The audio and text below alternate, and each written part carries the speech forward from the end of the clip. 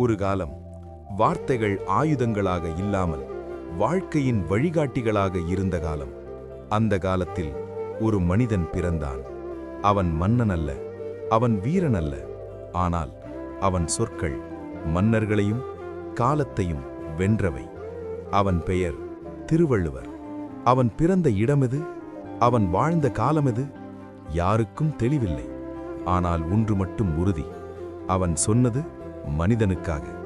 உலகத்தை பார்த்து திருவள்ளுவர் கேட்ட ஒரே கேள்வி, ஒரு மனிதனை மனிதனாக்குவது எது? அதற்கான பதில்தான் திருக்குறள்.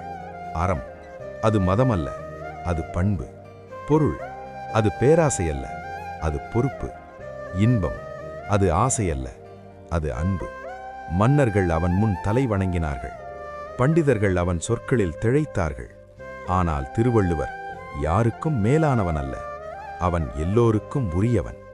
இன்றும் ஒரு மனிதன் நல்லவனாக வாழ விரும்பினால், ஒரு சமூகம் நேர்மையாக நிலைக்க விரும்பினால், ஒரு உலகம் அமைதியாக சுவாசிக்க விரும்பினால், திருவள்ளுவரின் ஒரு குரல் போதும்.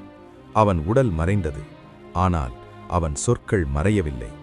காலங்கள் மாறின, ஆட்சிகள் மாறின, ஆனால் திருவள்ளுவர் மாறவில்லை. ஏனெனில் அவன் எழுதியது ஒரு காலத்திற்கல்ல, மனித குலத்திற்காக.